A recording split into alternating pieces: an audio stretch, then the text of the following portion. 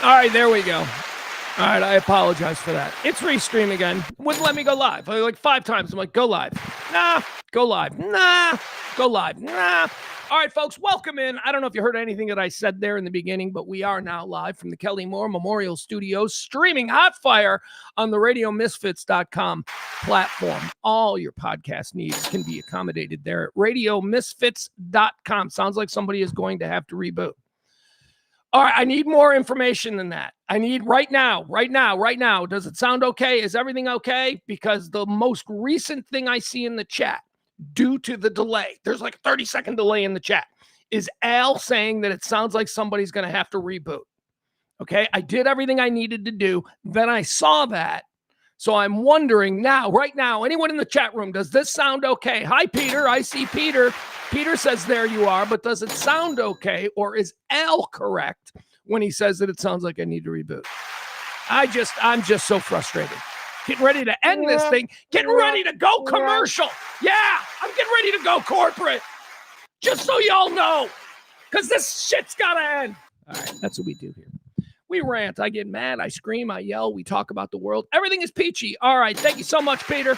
That's my guy. Twitch is, I don't give a fuck. Honestly, I don't give a fuck about Twitch. Okay? I really don't. That is not something that I'm even remotely interested in for this project. Of course, there's a problem with Twitch. There's a problem with everything. Al says, can you see what we're seeing? Yeah, I can see what you're saying. Yeah, I'm looking at the chat room. Everything's fine. Byron says it sounds good. I trust Byron. There's Ape. Hi, Ape. All right, and now Twitch is working. Okay, whatever. Oh, my God. Hi, April. April says, hey, y'all.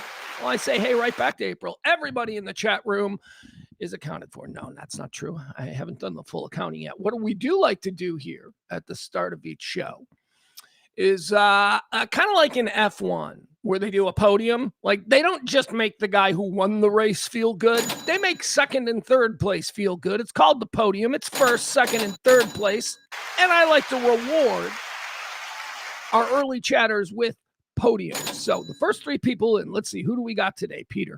Yeah, it's Peter. Peter's first in. Look at him. Second across the checkered flag was Al. And then look at this, the Dark Lord himself, Byron. Very good. Adam's here. He comes in fourth. He says hello or hola, whatever. You know, it's funny. I have neighbors. I've told you about the Polish Tony Soprano who lives next door. I'm not going to say anything more than that. He's awesome. I mean, he's awesome, but he's from Poland. His whole family is from Poland. And they throw get-togethers in the backyard, you know, all the time. And all the Polish Goombas show up in there in the backyard. And I have this crazy Pope balcony. I call it the Pope balcony. It's a balcony, but it's super high up and it's weird. It's like the entire neighborhood can see me when I'm out there. At first, I had a problem with that, but now I embrace it. I'd love to be able to sit out there naked. Well, maybe not naked because I don't go outside naked ever. That's a rule. You don't go outside naked. You're a human being. If you're civilized, you always at least have underpants on. Anyway, it would be nice, I guess, if the opportunity presented itself for me to be able to sit outside naked. But I can't because the Pope balcony, there's way too much going on. Anyway, right down below me there, next to us, we have the Polish Tony Soprano. It's a bunch of Goomba looking guys. I don't know. I asked the other day, I asked somebody, you know, I'm like, what does that dude do for a living? Because I have questions. Anyway, they're out there all the time with their little, they're nice too, but they're good neighbors. And what, I'm going to complain that they're listening to music in their backyard at 10:30 on a Friday night? What am I, an asshole neighbor? No, we live in a community. It's not too loud. It's fine. Now, if I was looking for something to complain about, like if I was one of those people who was constantly mining my dopamine for bursts, then I'd, you know, hear the dog barking and go, fuck them, because that's how we do. It's not how I do, though. So anyway, I like them. They're down there, and I sit out there and watch the airplanes land and all that. But here's the thing. I don't know what they're saying. Everything they're saying is in Polish. We say this because Adam is now using a language other than English. which should make a lot of people angry. Actually, no, it shouldn't make anybody angry, but it does. It makes people angry when you hear another language. Anyway, all they do is, Eastern European, Eastern European, Eastern European. And it doesn't bother me at all. I grew up in a neighborhood on the south side of Chicago that has a lot of Eastern Europeans. It's my entire life growing up. It was Polish people talking Polish and Russian people talking Russian, and we didn't seem to have a problem with it until it was Mexicans. Well, once the Mexicans started speaking their Mexican language, then all of a sudden we had a problem with it. Anyway, my neighbors, all they do is speak Polish, and I don't have a problem with it. I don't care. I don't care what they're saying. You know what? It's none of my business. Anyway, there's Al. Hola. I don't know what that means. That means hello, right? Hola. All right. Very good. Let's see. Who else is in the chat room? I'm kind of ramped up today. I'm trying to go fast. I know. I got a lot of stuff to do today. Oh, geez. Baseball, right? We got baseball. Oh, my God. It's Cubs Sox week here in Chicago, and last night was one of the greatest baseball games I ever watched. I don't know what you can compare it to. Last night's Chicago White Sox in Wrigley Field taking on their crosstown rival, the Chicago Cubs. One of the greatest baseball games I ever saw. I can't even be mad. I'm just like, that's baseball, man. The home team did what the home team needs to do. It was great. Anyway, we get another crack at them today. The White Sox Cubs beat the White Sox in extra innings last night. Pete Crow Armstrong, probably the best player in baseball. Yeah, I said it as a Sox fan. I'm not an idiot Sox fan. I can see what's happening. Pete Crow Armstrong did what PCA does. And you know what? I'm rooting for him to get the MVP. I think that'd be great. I think that would be perfect for Cubs. A team that gets wiped out in the first round of the playoffs, but has an MVP candidate who will then leave for the Dodgers. That's my plan. All right, so game 2 tonight. I did want to mention something, though. We got a lot we're going to get into. We'll do the random stories, right? Are we going? Yeah, we're going. I want to make sure we're going. We'll do the random news stories where I will give you all the things that people are talking about, and then we're going to talk about some specific things today, right? Flock cameras. I've been talking about these things. They're starting to get under my skin. I don't know. I'm in the middle. Right? You know what these flock cameras are? Well, if you've read 1984, you've got a pretty good idea of what these flock cameras are, the, slippery slope to. So we're going to talk about that. A lot of people are against them. A lot of people are for them. We're going to kind of break down the pros and the cons. We're going to talk about flock cameras because they're everywhere. People are mad. What else are we going to talk about? Socialism. Holy cow. There's a story out today. Actually, it wasn't out today. It was out Sunday, I think. Washington Post. I don't know when we get to it. I'll cite the source. Socialism. And is it really on the rise in America? We've got some numbers that break it down. It is certainly on the rise among specific people. But what about us, the great unwashed, the peasantry at large? Is socialism taking root? We'll talk about that. Also, found another story. Maybe this one comes from the Post. I don't know. One of these did. It was a story about disinformation. We live in an era where anybody is allowed to pretend they know everything about anything, and then they just say it. And people run with it. We live in the era of disinformation. People do not know what to believe because whatever they want to believe is readily available for them if they so choose to believe what they want to believe as opposed to what might actually be happening. We live in the age of disinformation. So what happened here is someone did a story where they took the same person. I've done this before. This person does, I don't know if it's their thing now as a journalist. I'll find out their name. They do a story where they take all of the major AIs and they ask it the same question, and then they do sort of a consensus. So what we're going to be doing today is we're going to be talking about the consensus leaders of disinformation in the United States today. We've got Claude AI weighing in. We've got Google AI, and we've got, what's the other one? ChatGPT weighing hiccups. So we're going to go through the list. We're going to see who AI is telling us is lying to us. And then, of course, we'll talk about Hayden Panettiere. I wanted to talk about this yesterday. Didn't do a show yesterday. Was feeling a little bit depressed. And you know what? when you're your own boss and you don't make any money and you're depressed, you can be like, you know what? Fuck that. I'm not doing a show today. The show is my problem. Doing the show is my main problem. That is why I am who I am. So I had a bit of a blue moment yesterday. So I decided to just not do a show. I also had a whole lot of stuff that I had to take care of yesterday. A lot of personal stuff that I don't want to bore you with because I could talk about it ad nauseum, but it isn't the sort of thing that's interesting to others. So, same kind of day today. Same kind of day today. That's why I wanted to run through this real quick. And then it's all I got to be home and I got to be ready to do nothing at 6 o'clock. I'm doing nothing at 6 o'clock. I'm turning my phone off. Well, that's not true.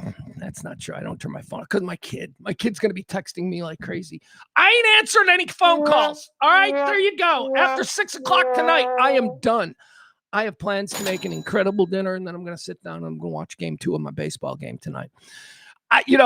This series for, a lot of people, you're listening to me and you're like, Pugs, it's just baseball. No, it's not. Not when you live in Chicago. It's not. It's different than anywhere else. It's different than in New York. It's different than in Los Angeles. It's different in any other city that has 2 baseball teams. And I'll tell you why. Because there is no other city with 2 baseball teams that have had 2 baseball teams for over 100 years. This is a tradition that goes back to like 1901 between the Chicago Cubs and the Chicago White Stockings. And so there is generational resentment built in. And that's not to say that doesn't exist in New York with the Mets and the Yankees, but nobody in New York's great-grandfather was a Mets fan. You know what I mean? It doesn't go back that far. It's not as ingrained in the fabric of society. So when the Cubs play the White Sox, we get excited around here, especially, fans of either team. But in general, the whole city sort of takes on the way I would explain it to you guys, my friends in Texas, is it's kind of like Texas OU weekend, right? Except that it's 3 games in a row, 2 times a year, right? So it's just like it's summer. It's what summer is all about. My mom lives in one of the famous Chicagoland area house divideds. A house divided here is a house where a Cub fan married a White Sox fan, and then the kids are just all over the place. Some kids are Cubs, some kids are White Sox. My mom has that going on. My mom is, of course, a proud South Side Irish Catholic woman, so she's dyed in the wool White Sox. Even if she doesn't like baseball, she just knows that that's who she is represented by. Doesn't even like baseball, but she knows she's White Sox. Her husband, Eddie, is a Cub fan. God love him. I mean, this is something that we deal with here in Chicago. It's not like Bears-Packers, where Bears fans just absolutely hate the core identity of all Packer fans. They're just shit people, right? We don't have that with Cubs. Like White Sox fans don't feel that way about Cubs fans because a lot of us have Cub fans who are moms or grandmas, right? So we can't really have that feeling. But not here, not tonight. Tonight, it's me alone and the game, and I'm just going to get my head straight. Probably get a little high because it's legal here. There's no probably about it. It's part of the plan. But yes, that's what I'm going to do today. I'm going to watch the baseball game. We'll try and get even. We'll try and 1-1 it, and then tomorrow it'll be a war for the series victory, right? That's what we got to do.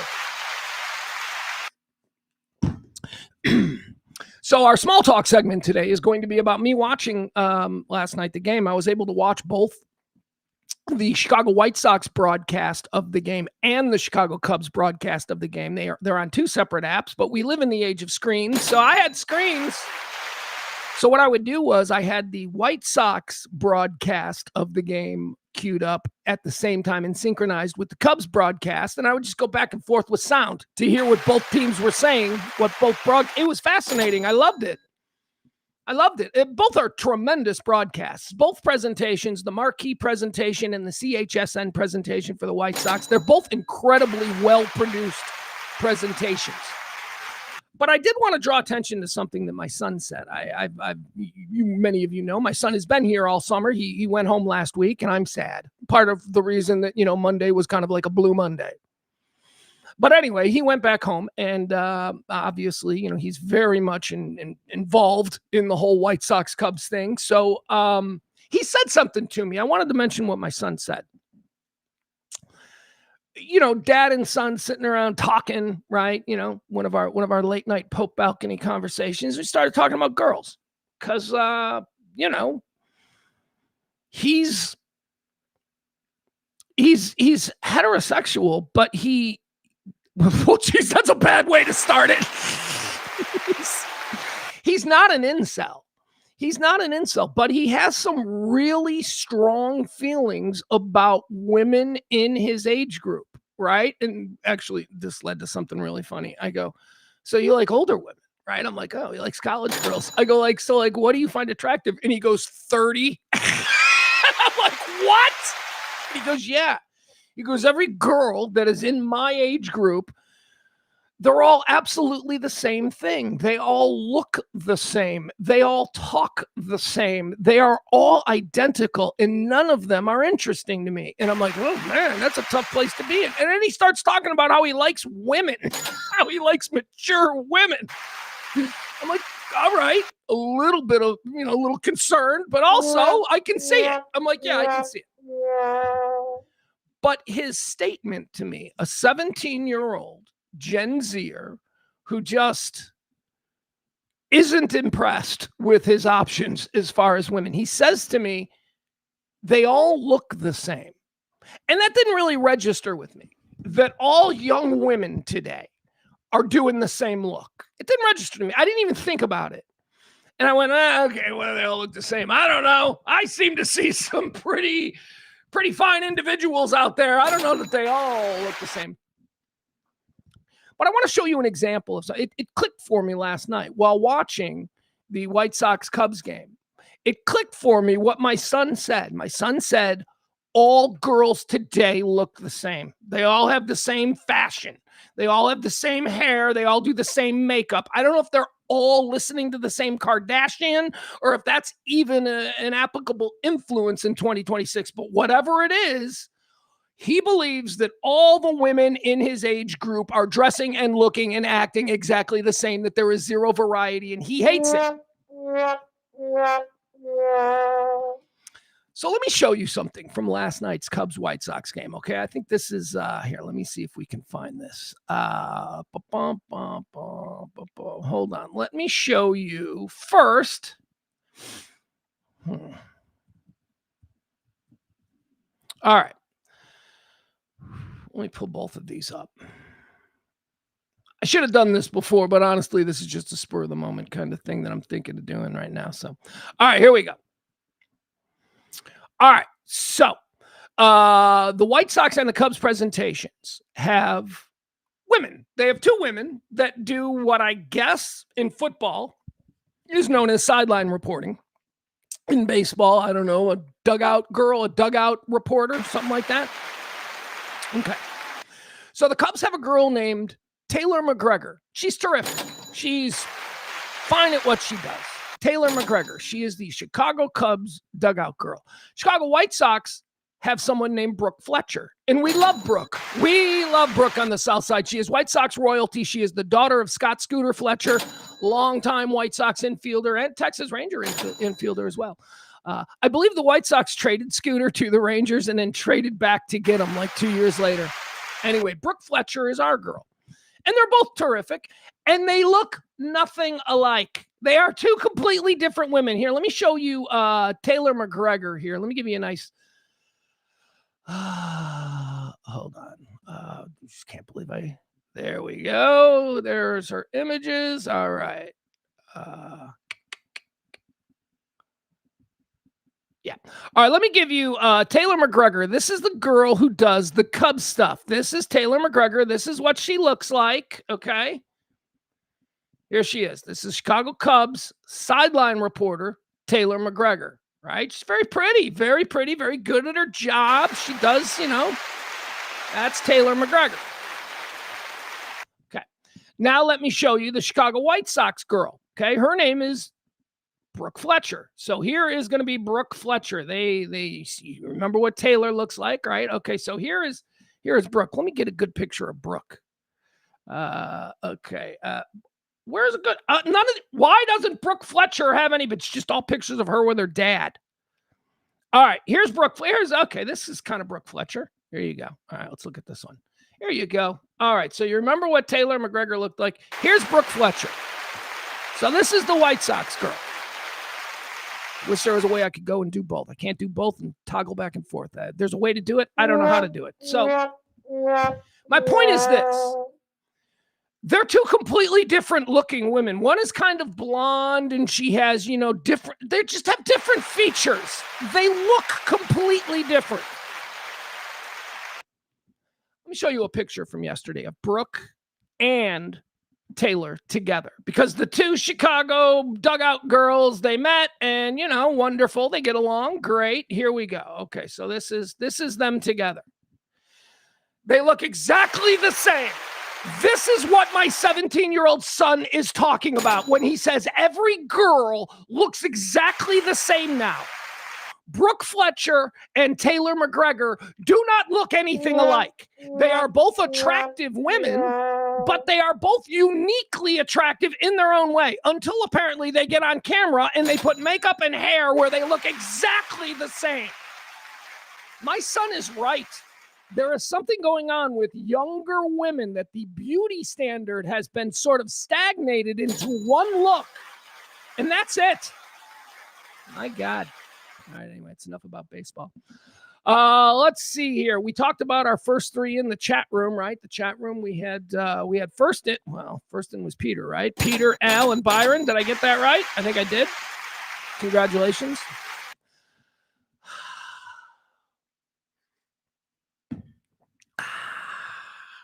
We do need to thank someone. We need to thank our August heroes, and we've got a new one at the top. Why didn't that change? Oh, my God. I thought I changed all of this. Why didn't I do this at the top? Oh, my God, you guys. Don't worry. We're going to get into some stuff. I got to add the new name. I didn't add the new name to the big one, so I'm going to make it all in capitals because that's what we're about. Here we go. All right.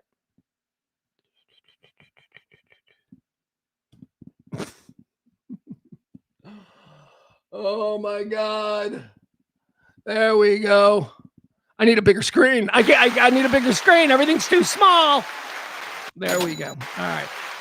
Tracy D. I want to thank Tracy D. I didn't do a show yesterday and she tipped the show. She tipped the show big. She tipped the show $60. All right. I got to give these people credit. Those are the kind of bombs that we need on this show. This show hasn't made $400 in a month in 3 months. The show doesn't make $100 a week. The show, which averages 2 hours, doesn't make $10 an hour. It doesn't make minimum wage. So when I don't do a show and someone like Tracy is like, you know what, it's time to tip this month, I do appreciate it. So thank you, Tracy. Tracy joins Leslie C., who was first in for the month, Peter, who tips all the time, Barney, Big Al, Big Luke, Mike D., and Jen HS. We know she's Jen HS now. Thank you, guys. I appreciate it. We need you to tip. Nobody has tipped this month. Very few people have tipped this month. So help the show out if you can, and that'll be that with that. All right. Hold on. I got to fix my screen now. Ugh.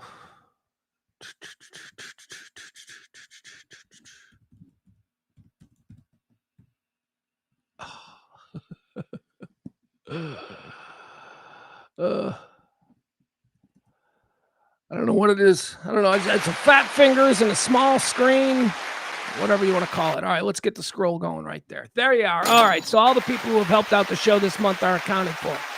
And thank you so much to Tracy. You have no idea. You have no idea how a tip like that changes everything. Especially on a day yesterday, Monday, where I'm doing a whole shit ton of stuff. I didn't have time for the show. Wasn't in the headspace to do the show. Did a bunch of yard work, though. Then went to a meeting, then did the baseball thing. Not a good meeting, though. Not a job meeting. A different kind of meeting. But it was still a fine meeting. It was fine. Boy, I am hot. I got to tell you, I am hot. All right, let's see here. What do we want to do here first? Let's get into, let's just do today's top headlines. All right, here we go. This is where we run down all the things, the top stories of the day. Spend a little bit of time again, these aren't things. These are things you need to know. Okay, this is dinner table stuff. All right, let's see here. The big stories. We got a bunch of trials here. We'll catch you caught up on some of these trials because some big things have happened. But elections are the big story today. The August primaries are underway. Voters are heading to the polls for highly anticipated primary elections in Alaska. Nobody cares about Alaska. Florida. Florida's a big one. Some tests there in Florida tonight. And Wyoming. Again, nobody cares about Wyoming. The whole reason that this is a story is because Florida is voting today. Alaska and Wyoming, you don't count. I know almost no one will say that to you, but I will. You don't count. Combined, you're like, what, 100,000 people? You don't count. Sorry, Alaska. Sorry, Wyoming. This is all about Florida tonight. Disney and ABC are doing what CBS refuses to do. CBS, of course, famously when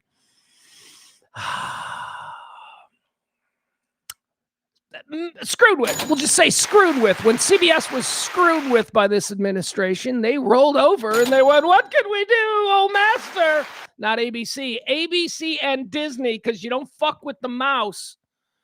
They filed a major lawsuit against the Federal Communications Commission. The suit accuses the Trump administration directly of orchestrating a, quote, retaliatory campaign after the agency ordered Disney-owned TV stations to file license renewals ahead of schedule. Remember this story from a couple months ago? Trump got all butthurt about something that he saw on Jimmy Kimmel. It was Jimmy Kimmel. Yeah, it was because Jimmy Kimmel said some mean things that the big, tough, totally not a snowflake president got upset about, and then demanded, because I am the king, that ABC fire Kimmel, and ABC went, oh, blow it out your ass, stupid. He's going to be here on our network long after you're in prison. So just shut up. Trump didn't like that. So the FCC decided they would get all activist, because that's what we like from our government entities. They got all activist, and they decided that, oh, you know what, ABC, all of your local stations now have to apply for FCC approval early, because we said so. It's one of those deals. So, yeah. So Disney, thank you. Far be it from me to ever stand up for the Walt Disney Corporation. But Disney and ABC are saying to Trump, shut up, which is great. Talked about the trials. There's some big trials going on. Social media especially has taken notice. We've got Meta. Meta's social media addiction trial begins. We talked about this a couple of months back when it was, I don't know what they were doing, but Zuckerberg was there, so we talked about it. Meta is facing a massive 29-state trial that officially kicked off today. The lawsuit allegations target the addictive nature of Instagram and Facebook and could radically reshape the platforms. Let's go! I hate social media. I hate what social media has done to this country. And 10 years ago, when the subject of social media came out, I would have fought you tooth and nail about how there shouldn't be any sort of regulation or censorship of social media. That was 10 years ago. We've seen what 10 years of that. We can all be trusted. We're good people. The people need to be heard. 10 years of that nonsense has told me that we need to seriously regulate social media. Yeah. Sorry, but we do. Look at me. Yeah, a bit of a nanny state kind of perspective from a guy who says he likes to lean left, but it all tracks. So that started today. The Tupac Shakur trial, that's the one that I'm paying attention to. That's the fun one. Although that's like a slam dunk. I'm looking at the Tupac Shakur murder trial.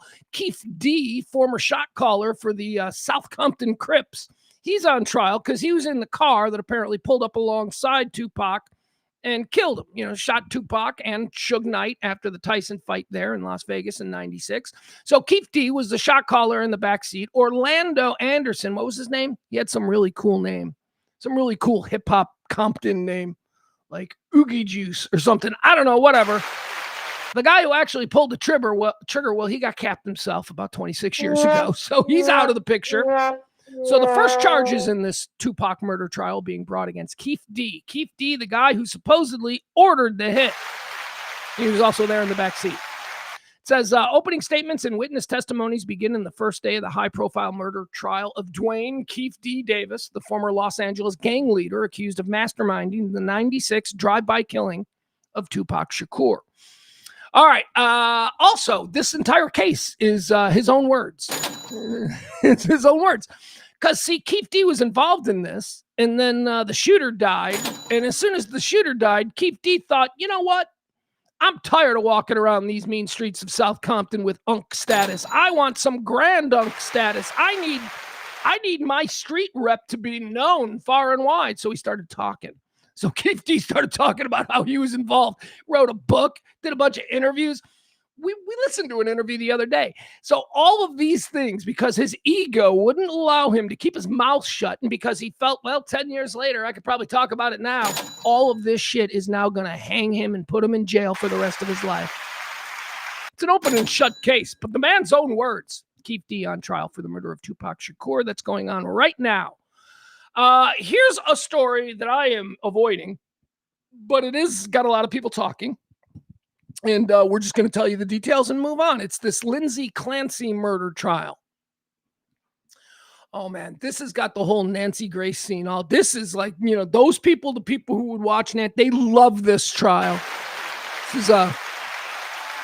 This is a woman. It's a wealthy woman from a wealthy suburb outside Boston. She murdered her 3 kids.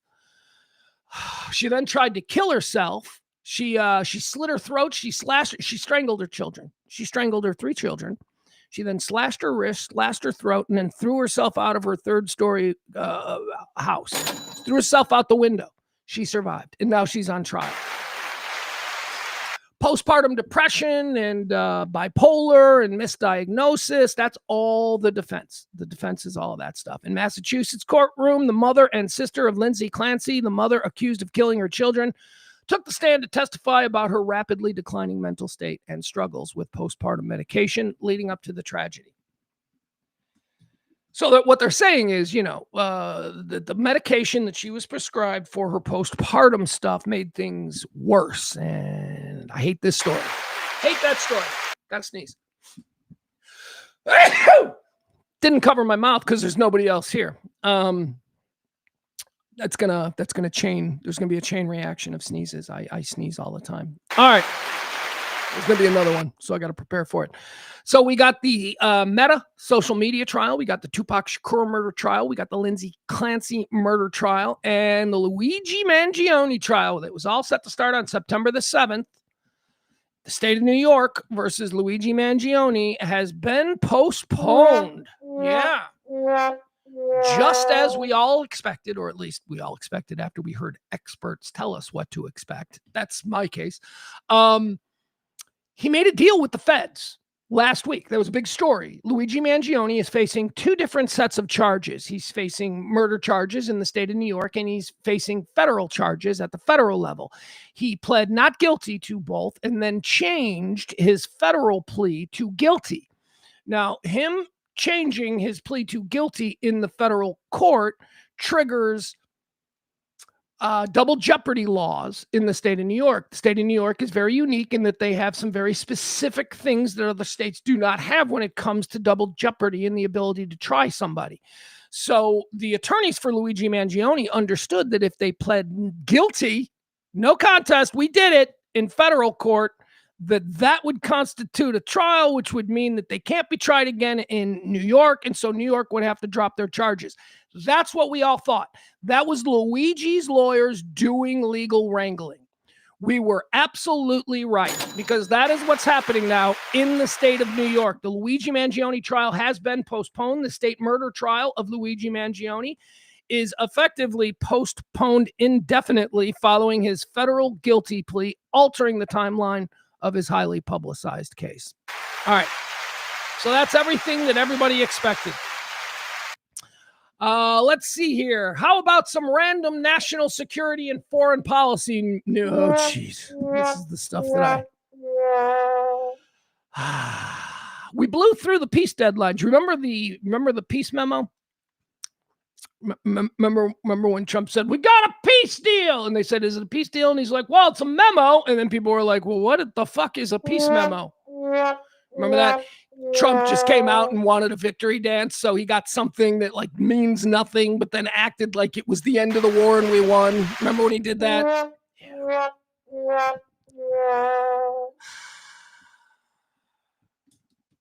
Well, we blew through the 60-day deadline on that peace memo. So any thought that maybe that was a real thing, it is now officially not. That peace memo had a 60-day deadline to further talks, and we blew through that yesterday. So, yeah, that was all, dare I say, foreshadowing a conversation we'll have later.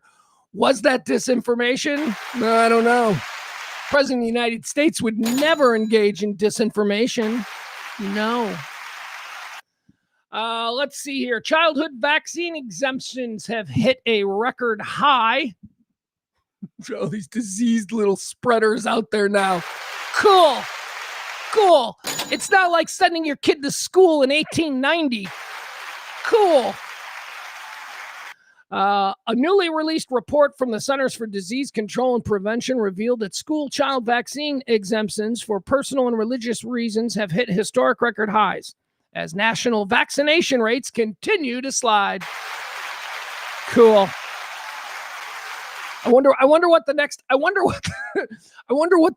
big disease that's going to pop up out of nowhere. We're going to have a new one because all of this shit is going to cause something to happen that we never saw before. I don't know. My kid's 17. He's got all of his vaxes. He's fine. I'm fine. I've had all my vaxes my whole life. I'm the most unhealthy son of a bitch you ever met, and yet at the same time, I seem to be trucking along just fine health-wise. Powered by, 18 years? Powered by 18 years of mandated vaccines. That's who I am. But you do what you want, lady who stays at home all day and watches YouTube videos. You do what you want for your kids. All right, those are our top headlines of today. Let's see. What is the first thing we're going to talk about here? Let's go. Let's get in. Oh, let's do this. Let's do the socialism poll because I think that this is the most interesting piece of news to come out today. There's a new poll out that talks about socialism. Hold on. Do we have it here? Yeah. All right. Let's get into this. All right. So socialism. A lot of people are talking about it. Hell, we've got some socialists in the chat room, or at least people who identify as democratic socialists. That's the party that we're seeing rise now in the distance in major cities and other places, the Democratic Socialists of America, which, I've still got to get my finger on because there's like the Democratic Socialists of America and then there's the American Socialist Party, and they're not the same thing, but that doesn't matter. Sean Hannity will tell you they are. I don't know what the difference is. I'm going to have to figure that out should I get a little more interested. But at the moment, I have to say, I've never in my life here, as a Gen Xer who grew up under the shroud of the Cold War, as a Gen Xer who, was taught from my earliest days that, once the bombs come, you've got 20 minutes and then you're dead.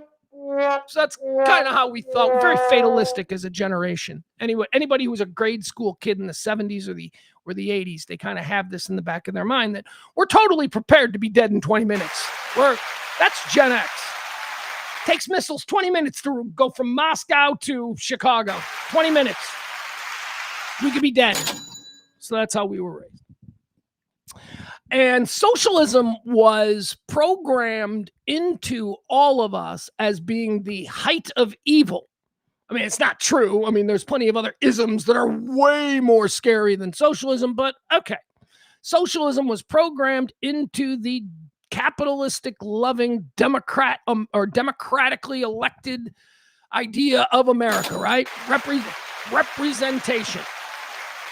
Socialism was programmed into all of our heads as being the height of evil. So when I say that there is a branding problem trying to get independents to vote for anything with the word socialism in it, I'm not kidding. It's a real problem for people my age. Socialism is not a good thing. It's like the F and the C word. It's not good. So for me at my age, when I sit here now and I see all of these young people, and I had a lot of talks with my own 17-year-old North Texas son about socialism because he knows all about it. His generation grew up, post 9/11. That's a whole different bit of things that they're going to carry into adulthood that we just don't know what they are yet. He didn't grow up with the Cold War. He didn't grow up with it's either socialism or us, right? Socialism equaled death. Socialism equaled, Siberia and all these terrible things. So he doesn't have that. His generation doesn't have that. And I think that maybe we stopped talking about socialism for a long time. For about 20 years in this country, it was just, accepted that socialism was something we would never do. So an entire generation came up without the programming that a whole bunch of others did. So young people are embracing socialism today in a way that I certainly never expected. But is it just young people? We know about the young people. Here's some information. Dems. Let's talk about Democrats, because that's the people that are really sort of leaning into the whole socialism things. It says here, well, first of all, wait, before I do, let me give you the story. All right, here, I'll give you the story. We'll give you the numbers, okay? And then I'll tell you how it breaks down nationally, because this poll is done between Democrats and Republicans. And it doesn't really mean anything unless you know what percentage of the country identify as Democrats and what percentage identifies Republicans. So we'll get to that. But here's what we have so far. With a battle for the soul of the Democratic Party on the horizon, a new poll signals that socialists may have the upper hand over capitalists in the 2028 primaries. According to a new CBS News poll out Sunday, Democrats have a dramatically more favorable view of socialism than they do of capitalism. Dramatically, it says here, Democrats have a dramatically more favorable view of socialism than capitalism. So let me take a breath on that and think about it. I'm one of them. I am one of them. As I sit here right now, I'm not saying that I have an overwhelmingly favorable view of capitalism, but if we are putting them head to head and going which is which, I am leaning in 2026 on April the 18th on Tuesday. I'm going, socialism sounds a little bit better than capitalism. Now, I don't know what the original idea for capitalism was. I just know what we live in now, which is this American perversion of capitalism, and that is what I reject. This American perversion of capitalism. So anyway, Democrats have dramatically more favorable view of socialism than capitalism. The poll found that among Democrats, 58% have a positive view of socialism, while just 18% have a negative view. So among Democrats, 58% positive, 18% negative. That's a pretty big number. Conversely, the poll found just 32% of Democrats have a positive opinion of capitalism. So among Democrats, people who identify as Democrats, socialism has a 58% positive view. Capitalism has a 32% popular view. 58 to 32, socialism over capitalism among people who consider themselves Democrats. Wow, that's a lot of young people. That's got to be a lot of young people. But also, I imagine some people like me who have seen what capitalism does. Some people like me who have been affected by whatever this whole thing is, where AI was allowed to come in, where, I'm confused. I can't even speak to any real great authority on this because I am so confused about it all. But I do get this. I get why 58% of Democrats have a positive view of socialism, while only 32% of Democrats have a positive view of capitalism. Nobody should have a positive view of American capitalism other than maybe Donald Trump Jr. I'm sure that he loves it. He loves the way capitalism works for him. It says here, the gap becomes even wider when narrowed down to those with a college degree. That's a fancy way of saying smart people. Don't get lost in it. They can't say stupid people versus smart people. But whenever you see a poll and they say people with college degrees, what they're saying, wink, wink, nudge, nudge, is smart people.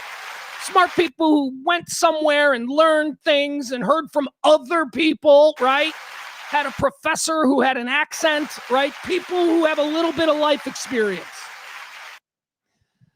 The gap becomes even wider when narrowed down to those with a college degree. Among that demographic, 71% of college-educated Democrats view socialism favorably.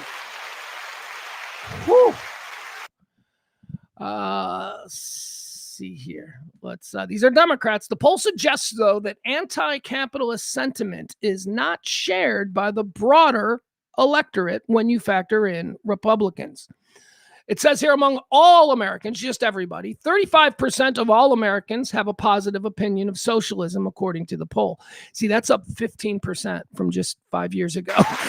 So, it's going up. 35% of all Americans have a positive opinion of socialism. Capitalism is seen positively by only 46% of everybody in America. Of everybody polled, Republicans or Democrat, the current form of capitalism is underwater by 4 points. We don't like it. We can work with that. We can make change with this. 46% of people are the only people who are still like, no, I think the way things are going is the way it should be. A whopping here. Still, though, many Americans support the capitalist system. There is widespread disenchantment with the current capitalist economy that's overseen by President Donald Trump. A whopping 65% of Americans rate the current economy very bad.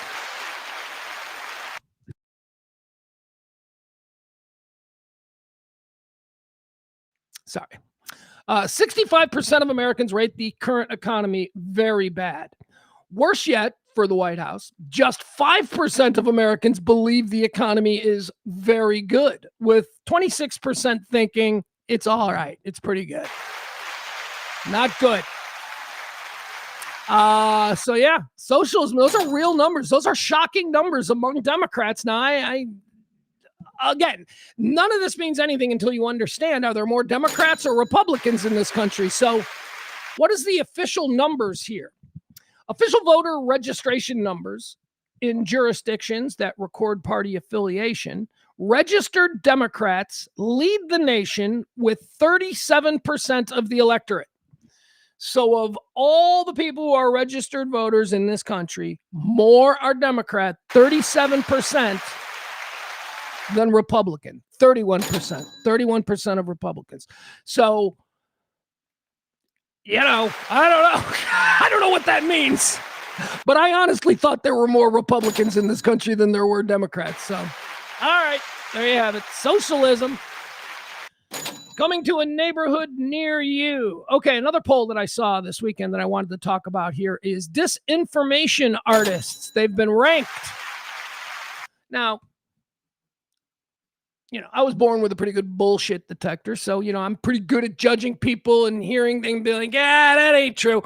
So disinformation for me has always been something that I've, paid attention to. I don't think that's true. But here in the age of social media where anybody is allowed to say any old thing, and that anybody who is saying that any old thing is able to cosplay on social media as anything they want.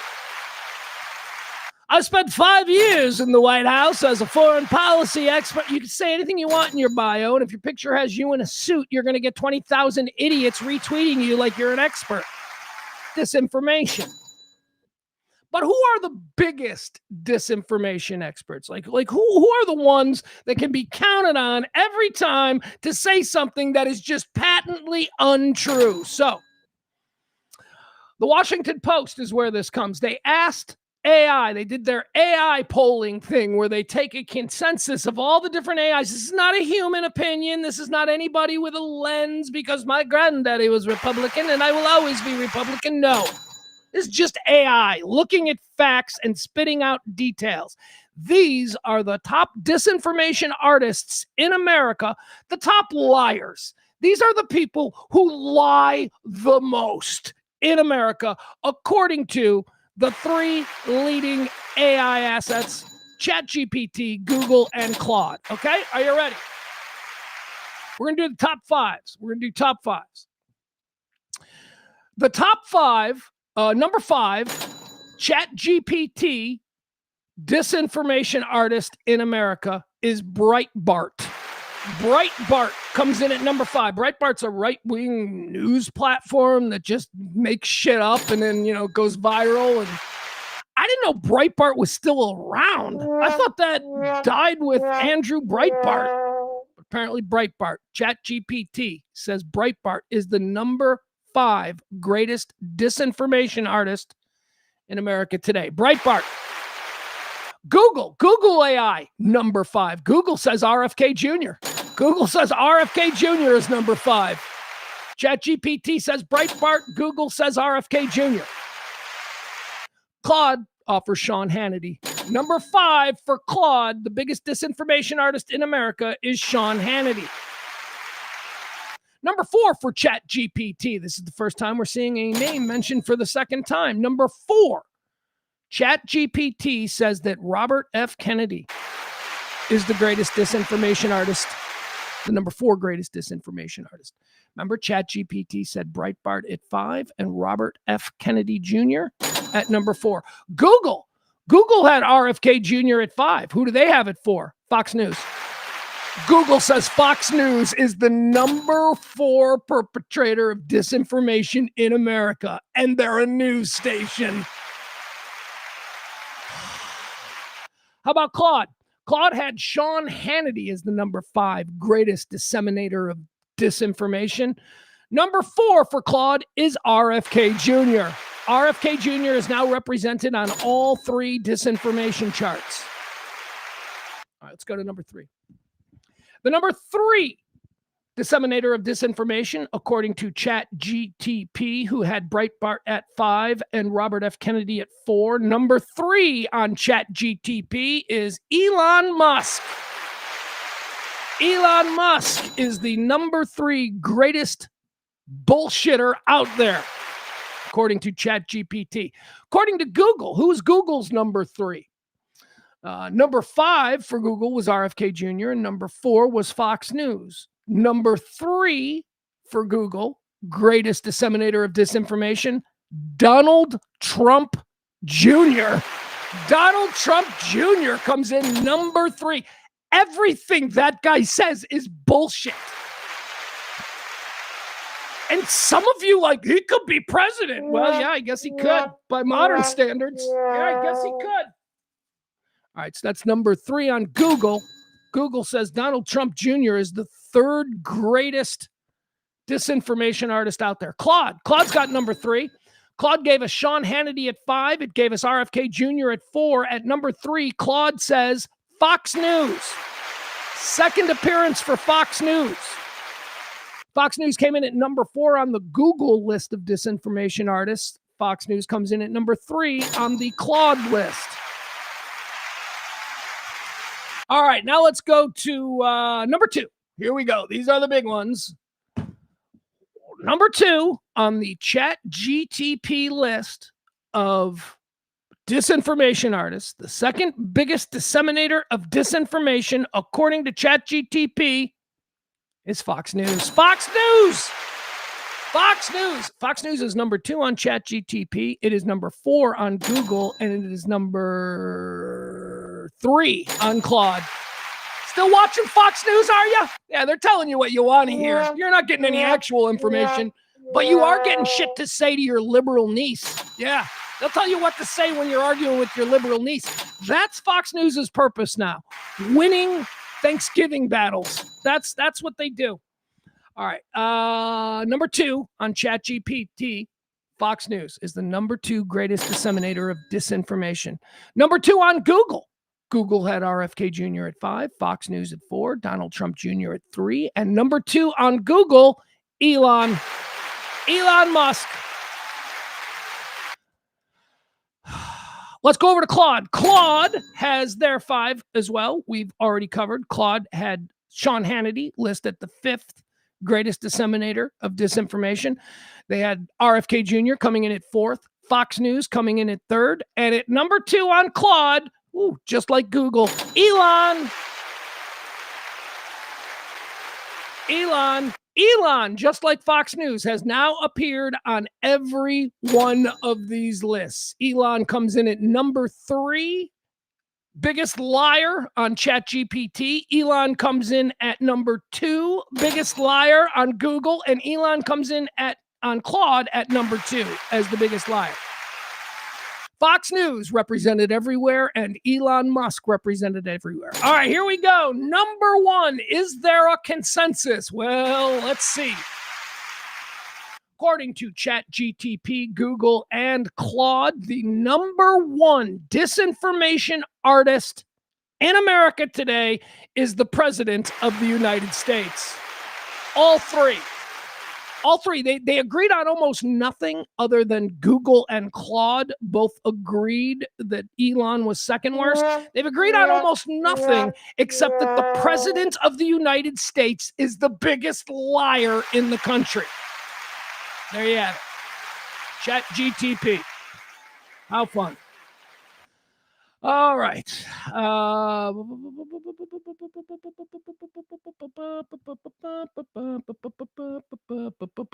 Yeah, I mean, the whole thing, the reason I did 5 was to build up so that we could say that all 3 number ones say the President of the United States. God, he's just such a piece of shit, man. I just don't understand why people are still like, no, he's my guy. I'm dug in.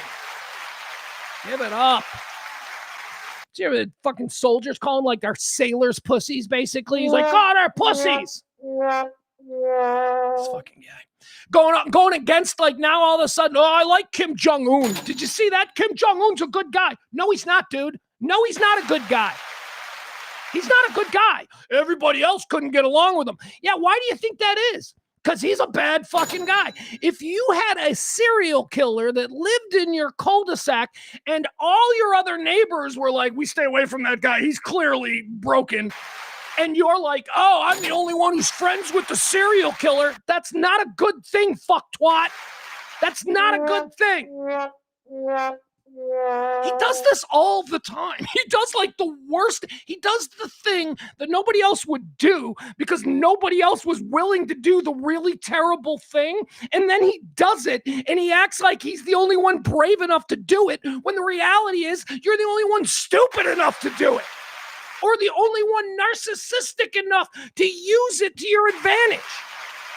War in Iran. I'm the only one who ever did. Yeah, why? Why do you think no other presidents did any of that shit, dude? God, this guy's the worst. Can we put him in jail already? Well, the midterms are coming. Midterms are coming. All right. That's the disinformation artists according to multiple AI sites. Thank you. Once again, the Washington Post. All right. Now let's talk about let's get into this. This one sucks. This one, you know, I got to tell you, when I saw the news break that the lovely, the talented Hayden Panettiere had passed away, I was both shocked and not shocked. When I heard that Hayden Panettiere had died, I don't know, Panettiere, I don't know how she says it. When I heard that she died, I was both shocked and then not shocked. She started trending. Was it Sunday night? I think it was Sunday night. Yeah. And I was on, Twitter, as one does. And I saw her name trending. I looked over, I saw Hayden Panettiere. You want to know what my first thought was? Oh, she finally overdosed. Oh, she finally died. I don't know if I'm terrible for thinking. I'm not terrible. I felt a little bad when I clicked on it, and I'm like, oh, yeah, there it is. Yeah, she's dead.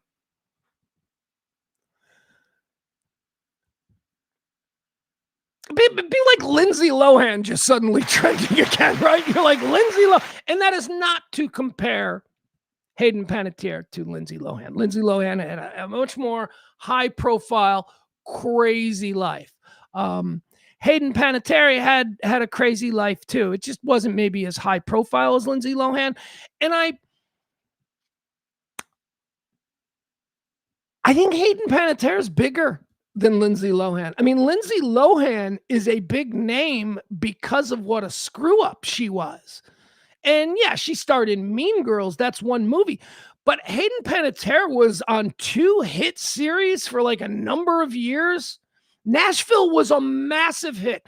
And the Heroes show that she was on, where she first broke through, that was a national phenomenon. Now, that show didn't run for 10 seasons, but for 3 seasons, it was number 1 in the ratings. It made Tim Kring a power broker in television. So she has had 2 very high television profile successes for her entire adult life. She's 36 years old. So she became the cheerleader at 20, right? Claire Bennett. If you remember the old Pugs and Kelly show, you know how much we loved that show, and you know how much I loved the cheerleader. She was the best character on that show. She played a young girl, a young Texas high school cheerleader who discovered that she had the ability to fix herself. She was unbreakable, if you will. She could fall out of an airplane at 30,000 feet, hit the ground, and then stand up and walk away. So that was her character on Heroes. She was cool. Claire Bennett. Then she went on to Nashville, right? Heroes goes off. She goes on to Nashville. That's another massive hit for ABC, 2 networks. She was a model for, like, she was in commercials, TV commercials all over there. I remember there was a giant billboard of her in downtown Dallas for like Neutrogena or whatever. And I lived in downtown, and I used to pass by this billboard, this giant side of a building that was painted with her face. And I used to think, my God, is she beautiful? So she was found dead in an apartment in Greenville, South Carolina, 36 years old. She hadn't really done anything, right? I mean, now a lot of her not doing stuff since Nashville has to do with some of her problems that she had. She was married to Vitaly Klitschko, right? The Klitschko brothers, the boxers, the 2 brothers who refused to fight each other, so they both just became champions of the world at different times, refusing to fight each other. Wait, was she married to Vladimir Klitschko or Vitaly Klitschko? She's married to the guy who isn't the mayor of Kiev. All right. So one of the brothers is the mayor of Kiev in the Ukraine, and the other one is just one of the greatest boxers of all time. The other one, by the way, is the mayor of Ukraine and one of the greatest boxers of all time as well. But so she was married to him. They had a very high profile disintegration of their union. They had a child, a 12-year-old little girl. Interesting about what was going on in Hayden Panettiere's life is that when the child was very young, she gave up all custody of the child to is it Vitaly Klitschko? Whatever, one of the Klitschkos. She gave her child to the Klitschkos, the biological father, and that child's been raised in war-torn Ukraine her whole life. So imagine that poor little girl. Mom's dead. But also, it's interesting whenever something like that happens, where someone, Hayden Panettiere gives up her child, the mother gives up her child. That suggests to me that there's a whole bunch of other things going on, and that's pretty much what was happening. She was an addict. Although she was a good addict, as far as, no addicts are good. But if you are an addict and you can maintain appearances, because she never looked like, Amanda Bynes has another very well-established history of mental issues coupled with addiction. And she has very publicly been seen in public, not looking at all like Amanda Bynes. That was never Hayden Panettiere's problem. Hayden Panettiere, every time she showed up somewhere, she looked like $1 million, while still apparently maintaining a debilitating opioid habit, which is what it looks like it was. Heroin. She liked heroin. Let's look at some more pictures here. She kind of had, during the height of her fame, I remember thinking, oh, they're kind of trying to treat her like Shannon Doherty. I don't know if that means anything to you, but when Shannon Doherty became famous, it was like everybody in Hollywood decided that they were just going to talk about what a bitch she was. And we don't like her. And maybe Shannon Doherty was a bit of a handful, but whatever. I mean, she's dead too, by the way. People just decided that it was okay to dislike Shannon Doherty. And I feel like the same thing was kind of pushed on Hayden. Like, it was like, oh, she's, we don't like her. I don't know. I always liked her. Thought she was a terrific little actress. That smile. She's just such a wonderful smile. I mean, look at her. For somebody who's a junkie. What's this? This is from Heroes. It looks like it's from Heroes. There she is. A couple of months ago, she put out a book.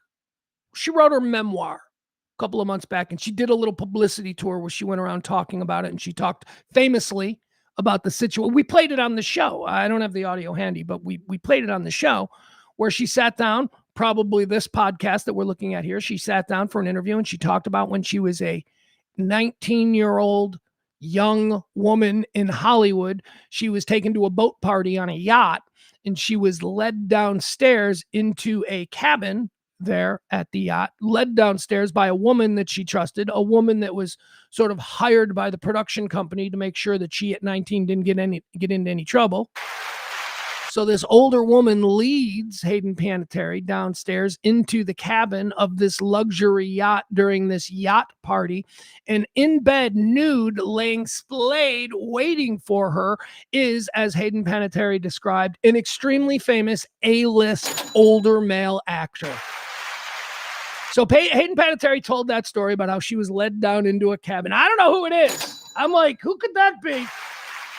Bobby De Niro? Was Bobby De Niro laying in bed waiting for? I don't know. I need to know who it is, but we'll probably never know because she didn't name the name. But she did recently go on a book tour where she was promoting her memoir and talking about all the things that she sort of experienced as a young actress in Hollywood. I don't know what's going on there. She's still cute as hell, though. Pregnant. Look at her. Glowing. Hope she went off the junk for the pregnancy. All right. There she is. She's wonderful. I mean, I just always kind of liked her. I just always kind of was like, she seems cool. People were mean to her. I really liked Claire. I really liked the cheerleader from Heroes. All right, so let's get into what happened. She was found dead in an Airbnb apartment in Greenville, South Carolina. Greenville, South Carolina. Greenville, North Carolina. I don't know. Let's take a look at this. It's the Johnson Mills Lofts because couple of questions that I got here. What the hell was she doing in she's Hayden Panettiere. What is she doing in Greenville, South Carolina?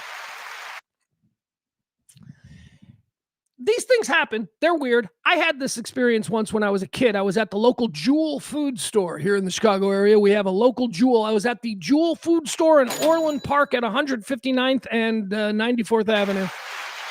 Just a stupid, normal suburb of Chicago Jewel food store. And we're walking around the Jewel food store, and this is probably 1992 or something, and we're in the produce section, and I look up at this guy in the produce section, and I think to myself, I have never in my life seen another human being who looks more like the actor Robbie Benson than this guy here at the Jewel. It was Robbie Benson. I don't know why Robbie Benson was shopping at a Jewel food store in Orland Park at like 9 o'clock on a Tuesday. But yeah, it was. It was Robbie Benson from Ice Castles and One-on-One. You know, he was famous in the 70s. I think after I saw him at the Jewel, he would rekindle some of his fame as the voice of Beast in the Beauty and the Beast animated feature that made him a star again. But my point is this. Hayden Panettiere was in North Carolina. I bet she was in Greenville, North Carolina. She might have walked into a 7-Eleven and somebody in the 7-Eleven went, that girl looks exactly like Hayden Panettiere, but it can't possibly be her because we're in South Carolina and this is not. So what was she doing in Greenville, South Carolina?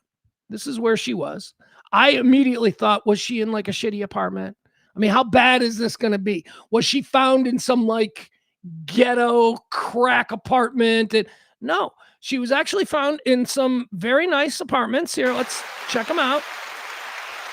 The Judson Mill Lofts here in Greenville. It looks like one of these planned, reclaimed communities. It looks like maybe this was a factory or something. Here, we'll get a little bit.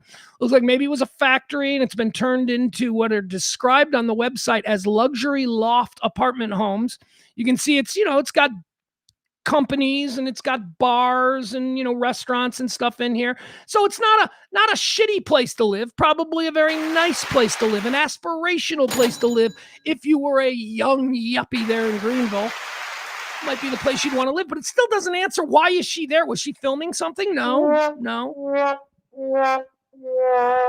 And was it her apartment? Like, did she live there, or was she just crashing there? Well, she was just crashing there. In fact, everybody involved was just crashing there because this was an Airbnb.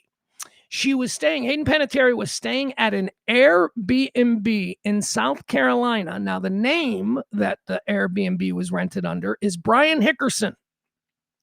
Brian Hickerson is her on again, off again, on again, off again boyfriend. And I have no idea. Are you kidding me? Are you kidding? If Brian Hickerson can get Hayden Panettiere, I feel like I have a shot. I feel like I got a shot. I feel like every single one of you should feel like you have a shot. Unless the deal breaker is that I'm not a heroin addict. Because maybe that's what the two had in common.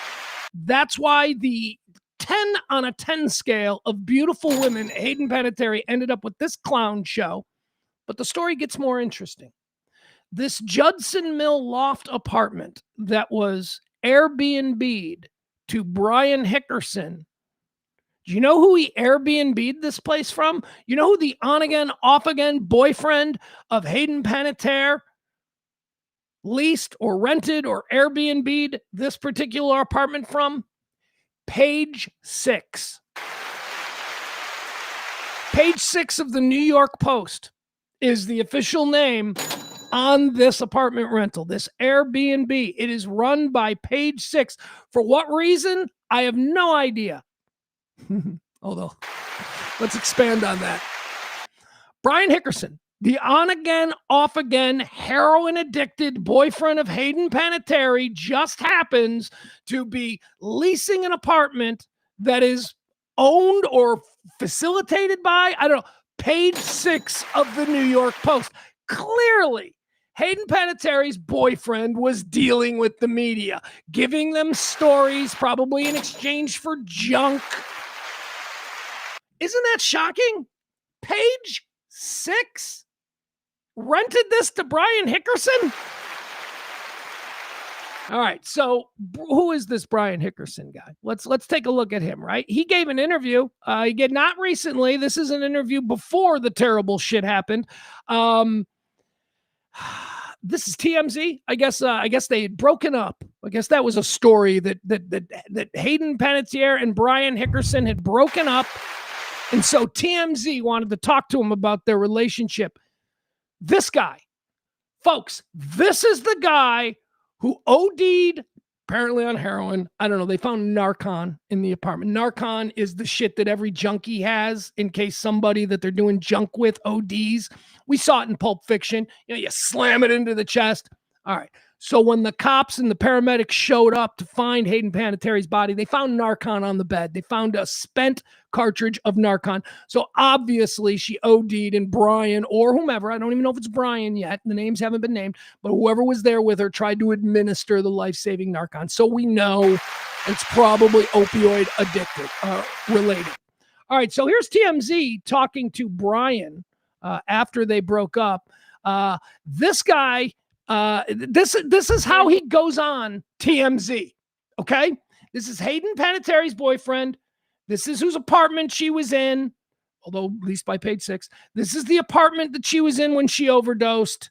This is the guy that she loved, on and off again. Check this guy out. This is how he shows up to a TMZ interview. All right, I'm not burying the lead here. He is so high. He is so doped out on smack. It's like he fucking shot up just before the interview.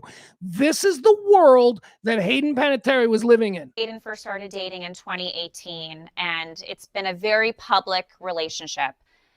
Is there anything you want people to know about you and Hayden's relationship?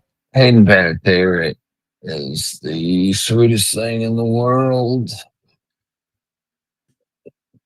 It's not about who you spend Saturday night with. It's who you spend all day Sunday with. And Hayden Panettiere is a Sunday girl. I mean, it's that got Claire Bennett, the cheerleader. Junkie Matthew McConaughey. All right. A guy who can't even get clean for a 5-minute TMZ interview to give his best presentation of himself possible. No. Do you think it's better for her to not be with you? I think that Hayden is one of the most talented people I've ever met in my life, and I would be an idiot not to walk away from her and let her flourish in her career. All right, how sad is that? How sad is that? Because he's obviously completely messed up on heroin right now. He's talking to TMZ and he says, I need to walk away from her because her being with me is going to end up in her death. That's basically what he's saying. And that is exactly what happened on Sunday. She wasn't supposed to be with him anymore, but she was with him. She apparently went back with him and they did some heroin together and now she's dead. And he, months before this is months ago, this is like 3 months ago, he said exactly what was going to happen if they got back together, that he needs to walk away from her because she will die if she stays with him. That is one of the most talented people I've ever met in my life. And Jesus, do you see his pupils? Holy shit. Look at these. These are saucers. That's what cops look at. Like when a cop wants to know what they're dealing with, it's the pupils. This guy's pupils. I would be an idiot not to walk away from her and let her flourish in her career. So we probably wouldn't be good together. I'd like to see what she's gonna do with the next 30 years of her career. She's, she'll always hold a special place in my heart, and I hope the same for her. But we're just good buddies. All right, just good buddies. They're just good buddies.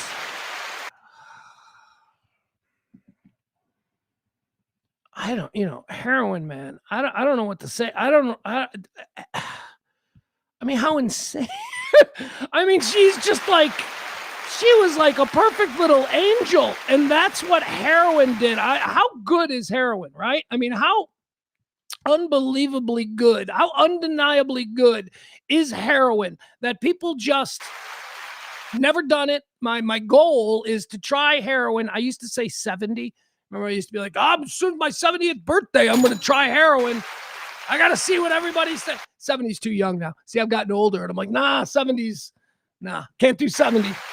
80. 80th birthday is when I'm going to chip up, try heroin for the first time. I'm going to go for one of them opioid rides. But not before then. Not before then. All right, so we covered the boyfriend, the on-again, off-again boyfriend. There is no official autopsy. I mean, obviously, it takes weeks to get the toxicology. No, it doesn't. No, it doesn't. That's it. They don't release it for weeks because the idea is that they're protecting the story. And if they, not the story, the case, the authorities are protecting the case. The story is what could compromise the case. So when you say, it takes 6 weeks to get the toxicology back. No, that's just to throw the media off. That's just so that, 6 weeks from now, there'll probably be something else you'll be interested in. So when they release the real interesting details, it turns out to not be a top story, but like a fifth story. In other news today, autopsy results have been released in the April death of, right? It's always like months ago, and you're like, that's how it happened, and you moved on. Doesn't take 6 weeks to get toxicology. Jesus, you can tell if I'm drunk in a DUI right there. I know it's alcohol and it's different, but no, it doesn't take that long. I've had a number of doctors go, it doesn't take that long. We can do toxicology in like 3 hours. We can just do it in 3. We can have the results in like 3 hours. We can tell you everything that was in the system. But no, they wait 6 months because, on these big high profile stories, they try to control it. The police, the authorities try to control it so that the media doesn't end up screwing their case. So that's where this whole 6 weeks for toxicology to come back comes from. It's nonsense. All right. So she was with Brian. She was obviously doing drugs, although we don't have the official toxicology. She was staying in an apartment that was Airbnb'd by Brian in Greenville, South Carolina. The apartment was leased to Brian by Page Six, which suggests that Brian was using Hayden for some sort of, payday from Page Six. Terrible. All right, there you have it. That is the death of Hayden. Hayden Panettiere. Brittany Murphy was another one. Brittany Murphy and Hayden Panettiere. I'm like, these two incredible, young, delightful women. Just the Brittany Murphy thing is a little bit different, though, because I think Brittany Murphy was murdered. I think that she was murdered by her husband, and I think that her mother is complicit, but whatever. All right, let's see here. We did the death of the cheerleader. Oh, you know what we need to do now, though? We do need to do some accounting because Hayden Panettiere isn't the only person who passed away. That's right. Celebrities, they die in threes, don't they? They sure as heck do. Celebrities die in threes, so we like to put them together.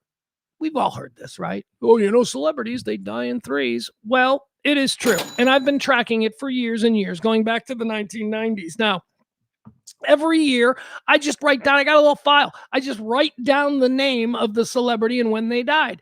And then within 10 days, guaranteed, 2 more celebrities will die. That's the dying in threes. It's after the first one dies, start the clock. You have 10 days to get 2 more. Now, why do they die in threes? This is the question. Pugs, why do celebrities die? Okay, we'll admit, we'll sign off on your contention here. Celebrities die in threes. Pugs, why? Why do they die in threes? Well, I'll tell you. Because up in heaven, there's a different place. It's called celebrity heaven. Yeah, again, I always try to tell you folks, your grandpa's not playing, guitar with Elvis Presley. Elvis barely played guitar anyway, but your grandpa's not strumming with Elvis. He's not.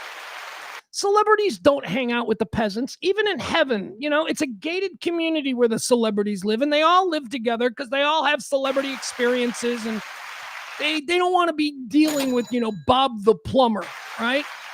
Who's going to ask them about when you were making the second Star Wars movie, right? That's not what dead celebrities want to deal with. So the dead celebrities, they all live in a nice little gated community. It's on a golf course there. It's a bunch of townhomes. It's a bunch of 3-bedroom townhomes. So when celebrities die, they die in threes, and they all move into a new townhome. That's how it works.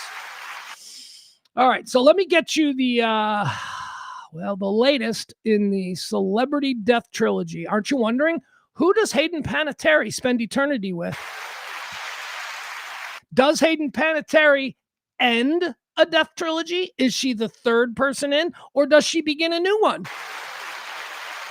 Or I suppose the other option is she the second? Well, let's find out. All right, so when we left off here on the celebrity death trilogies, I believe we left out on number 26. Was it the 26th trio of celebrities who died within a 10-day period in 2026? I believe it was. Hold on, let me pull it up. Where is it? 21, there's 22. Okay, Death Trilogy 23, Death Trilogy 24, Death Trilogy 25. And yes, okay, so Death Trilogy 26. I think that's where 27. 27?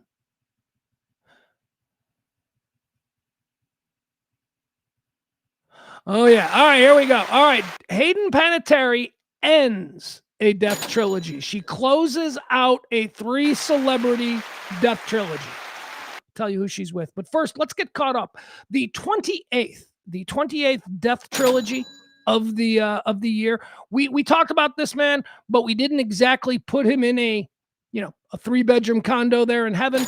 Don Nelson, of course, the great Donnie Nelson. Don Nelson, 86-year-old American basketball player, of course, icon there in North Texas, icon there in the Bay Area, icon all over the place. The great Don Nelson, he was the first one in the 28th death trilogy. Who does Don Nelson spend the rest of all eternity with? Well, he's going to be living.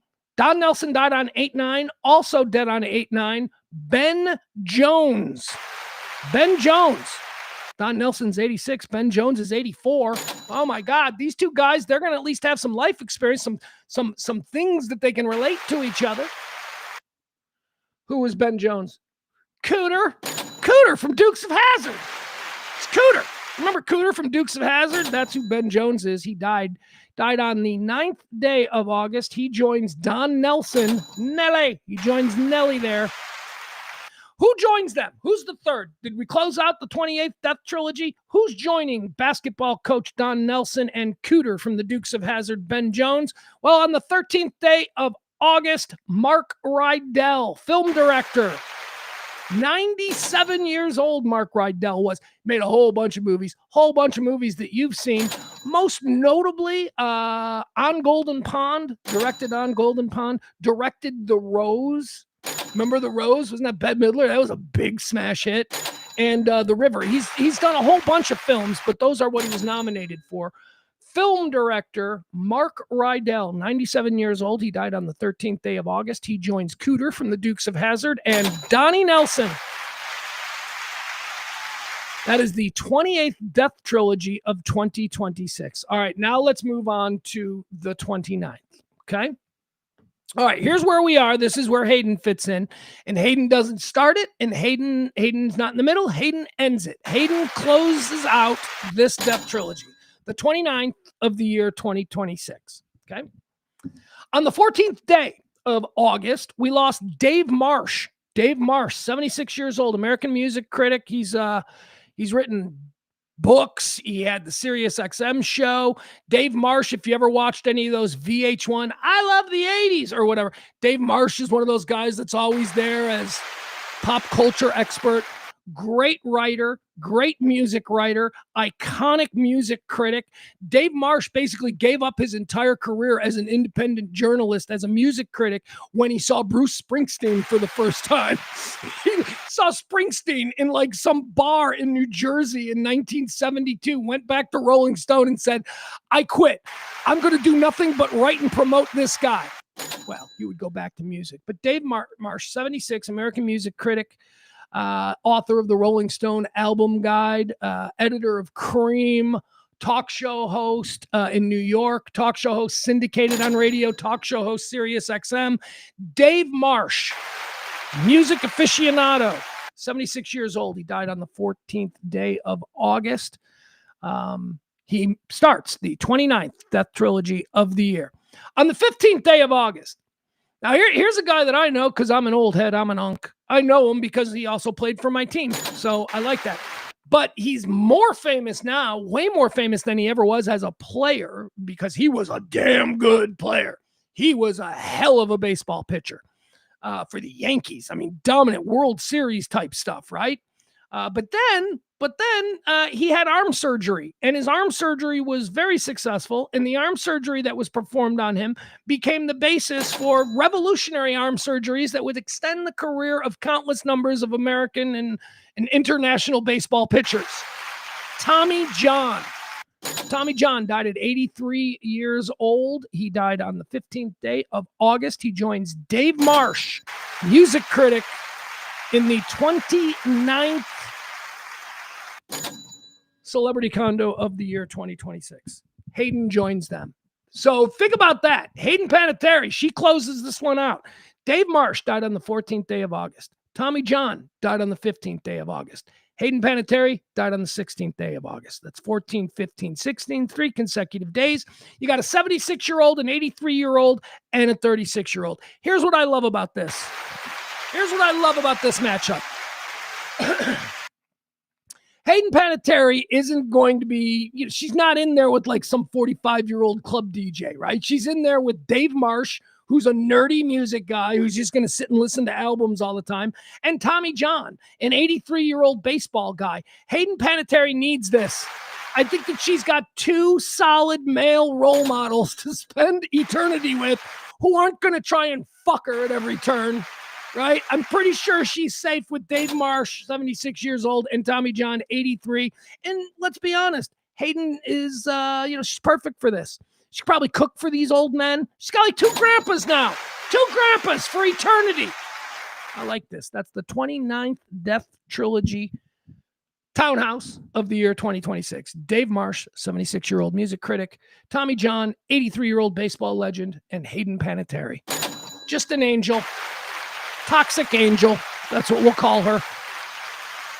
All right, guys. Chat room. See, I haven't spent much time in the chat room today. Let me see who else is here. Oh,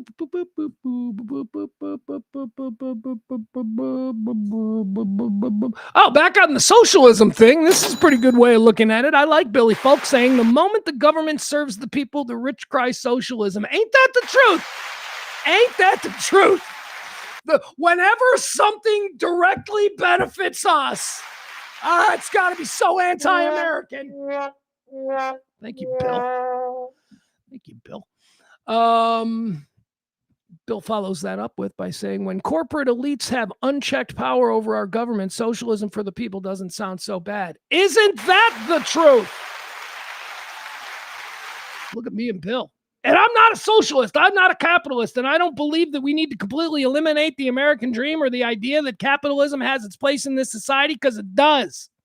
Just needs to be a little bit more regulated than I think it has been these past 40 years. All right. Regulations? But then how do the job creators make money? Shut up. Job creators. You know what the job creators are? The tech guys who are making AI bots to do everybody's jobs. Those are the fucking job creators, you assholes. Talking about job creators. Well, I'm just catching up. Trying to see if there's anybody in the chat room I didn't say hi to today. Got April. We got Billy Boy. We got April again. There's Barney. Here we go. Barney wants to check in on Hayden. Barney says, I never watched Heroes at the time and just started it a couple of weeks ago. Only through season 1. Barney, it's great. It's terrific. You know, that's interesting. You know, Barney, I might want to, maybe I'm going to start watching. I noticed that I think it's Netflix is now pushing Heroes, probably because they're ghouls and Hayden died. But, you know, I saw it and I went, oh, I might want to rewatch Heroes. And I'll tell you why, because there are very few shows that I remember liking as much from jump as I liked Heroes. I also think that we pushed it heavy on the old Pugs and Kelly show when Heroes was on. We pushed it heavy because it was one of the rare shows that Kelly and I both liked. Normally it's like we didn't love the same shows, but Heroes we both liked, so maybe that was the reason. But Barney, that's a great idea. I would love to see if it holds up. Because, you know, when Heroes first aired on NBC, 2005, something like that, maybe earlier, I'm not even sure. But when Heroes first aired, I hadn't seen 1,000 Marvel and DC movies. I'd seen a couple of Batmans and a Spider-Man in the 90s, and, I was familiar with Superman from the 70s. But before Heroes, when Heroes first introduced itself as a network television show, 7 o'clock Mondays, NBC. When it first introduced itself, I hadn't seen all the Iron Mans and all the other, you know what I mean? My mind wasn't blown by the things you could do with the superhero genre. And the way they depicted it, I thought was really clever. I think I should try and watch it again. I think that's a good idea. I think I might want to rewatch it. Cool, Barney. Thank you.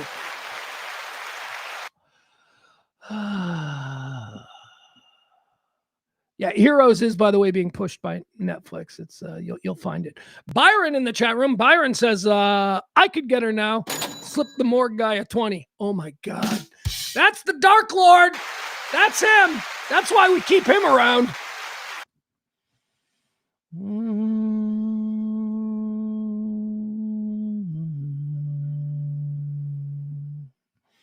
Should we let Adam just say some shit that is going to keep him and his kind marginalized for his entire existence? All right, let's do that. Here's Adam. Your deeply ingrained patriarchal system always shows when you do the heaven condo thing, because you always say the woman will cook meals for the men. Isn't Adam fun? Isn't he fun? Like, isn't he the guy you want to invite to your party? Isn't that? Thanks, Adam. Appreciate you checking in. Ross is here. Hi, Ross. Ross is like, yo. Hi, Ross.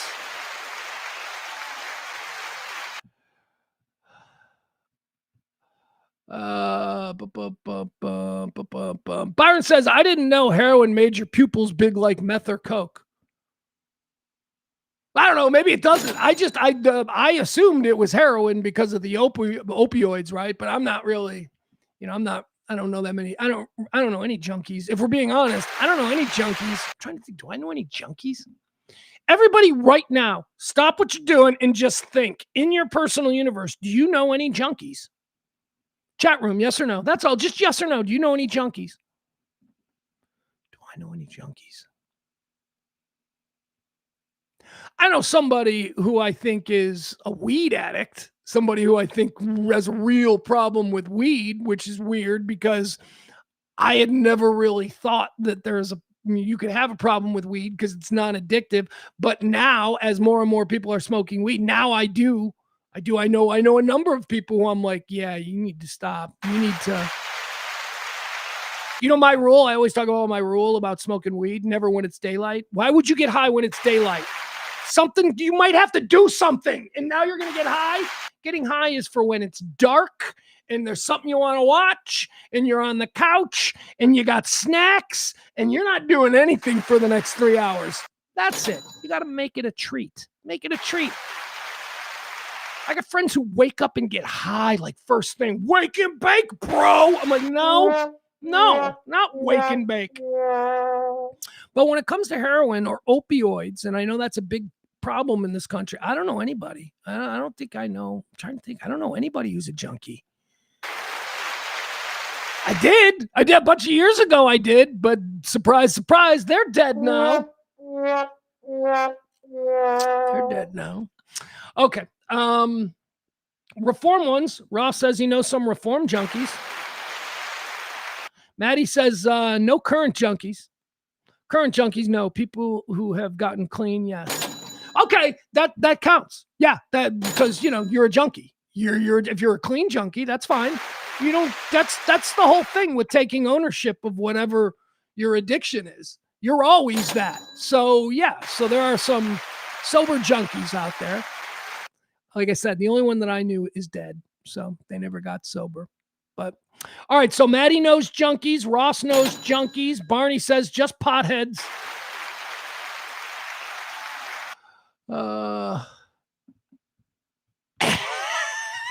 All right, here's more from Adam. Sorry, I don't mean to get all wild on you. Here's Adam. Oh, also, you're not understanding how heaven works.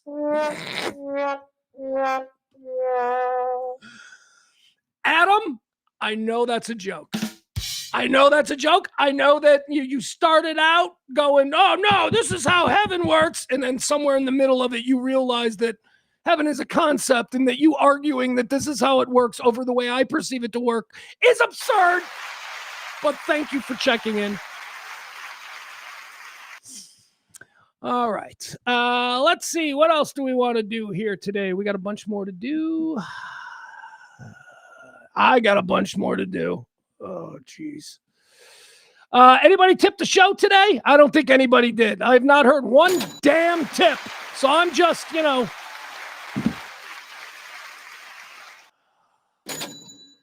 help the show out if you can. All right. Thank you very much, people. Appreciate you. The page 6 thing. I need to see more about the page 6 thing. I bet you page 6 is going to do an exclusive interview with Brian Hickerson. Why did page 6 lease through Airbnb an apartment to the junkie boyfriend of Hayden Panettiere? Why? I'm sure we'll find out more about that. Yeah, I don't want to do that. We'll do that tomorrow. I was going to do a whole flock camera thing, but we spent way too much time. It's already 2 hours and I've got stuff to do. All right, let's do our D of the day. That's right. You can make that D stand for anything that you want. D of the day. Today, MAGA boat trash. That's right.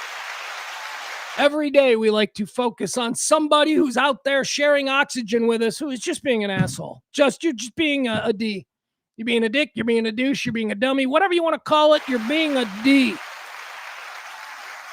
I used to spend a lot of time out there on Lake Louisville, so I got to know MAGA boat trash, and they can be fun. You can have fun with MAGA boat trash. But they always, there's always that, slight chance that you're going to get the emotional infant who acts like a complete moron. So here, we got a piece of video here for you. This is funny. It's just funny video. It would have made our 3 videos, but I thought to myself, you know what? This should be our douche of the day. So apparently this is a guy on a boat. He's one of these MAGA boat trash guys. And by the way, this is boat guys. Here's the thing about boat guys. To have a boat, you're doing well. You're doing well. Anybody with a boat, if you've got a boat and a slip and a dock, that means you've probably got a couple $1,000s a month that you can play with. That's what a boat costs. If you got a boat, you got money. You don't have Elon Musk money, but you do have maybe a little more money than most of the people who you share a cul-de-sac with. You're doing pretty good. You're the guy whose driveway has 3 jet skis in it and a boat trailer and all that. You're doing pretty good. So there is a sense of success among people who have boats. And when you combine that with the entitlement of MAGA, oh my God, you get like MAGA boat jackasses who just think that because they make a little bit more than almost everybody else they know in their personal universe, yet not so much that you'd be like, that dude's fucking rich. No, just richer than most of the rest of us. You become an asshole because in your personal universe, you're the rich guy. And they behave like this. This is funny simply because it shines a spotlight on how so many of us, not just MAGA, I mean, this isn't an exclusively MAGA thing, but so many of us are fully grown adults who have zero ability to control our emotions. We are so immature emotionally and lack all control. Like, you know how you're like, man, I'm about to pop off, but you don't because you can control it, because you have control. This is somebody who has no control. And it's so funny to watch because it's like, ha ha, you're like a 5-year-old. Ha ha. I mean, that's essentially what this is. So this MAGA dude on his MAGA boat is reacting to another boat that is parked near him that is playing like anti-Trump music. This is how MAGA reacts.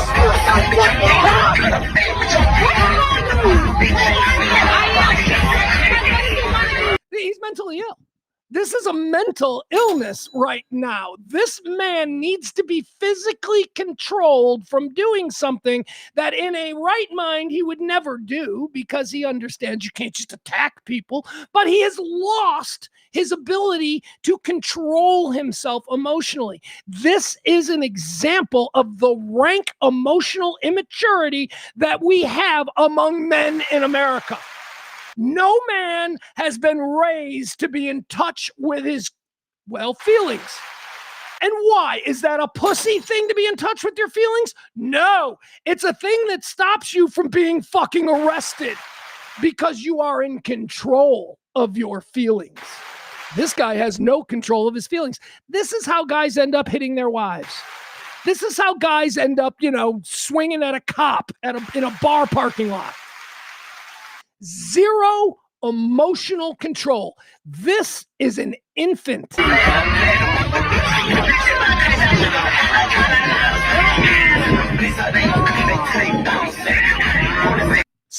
I'm going to snap. I'm going to go up. Yes, that is a complete loss of your otherwise rational emotions. I'm going to stop. I'm going to go off. No, you're not. Not if you are a mature, well-formed human being. If you are a mature, well-formed human being, you won't go off. You can control yourself, but not these miscreants. They can't control themselves because it's all about them.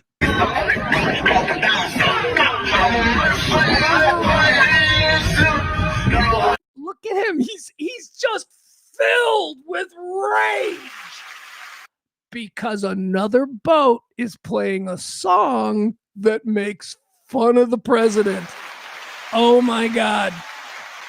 Tell me again about this TDS that we all have simply because we're looking at a criminal con man and going, that's a criminal con man. but I have TDS. Not this guy. This guy's perfectly fine.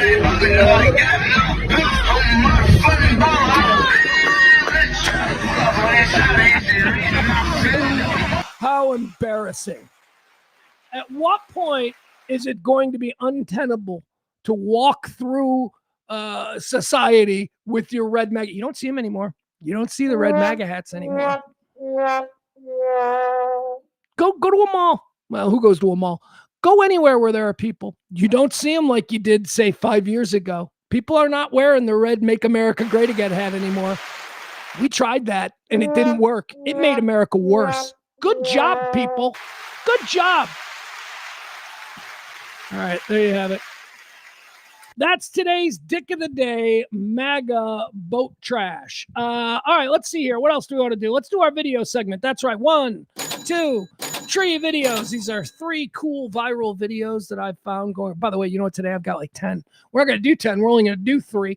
But because I have like 10, I'm like, I should just do this as its own segment. I should just every day break down 3 videos as its own segment. Go watch it on YouTube. Whatever. Anyway. 3 videos.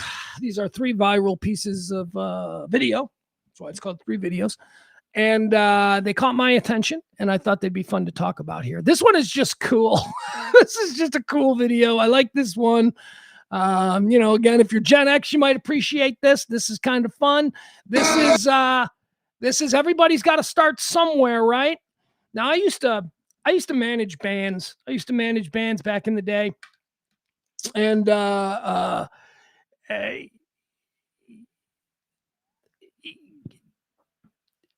always seems like nothing is ever going to work out, right? It always seems like when you're starting out, when you're playing a bar and there's like 10 people there, you could walk in, you could see the band and go, this band sucks. Like the idea that how do I say this? I'm trying to articulate this to match the way I feel about it. Sometimes you see greatness and you just don't recognize it. How's that? Sometimes you see absolute greatness and there's only 5 people in the crowd and they're like, this band sucks. It's like, there's nobody here, so this band sucks because I don't have my own opinion of the band. I'm just saying everybody starts somewhere. How about this?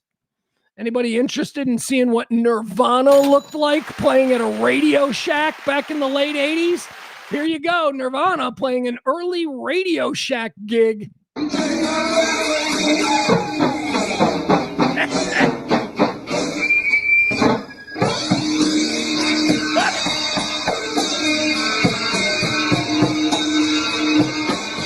right, I'm sorry. But if I had walked into that Radio Shack in 1989 and saw this band, I'd have been like, that band sucks. That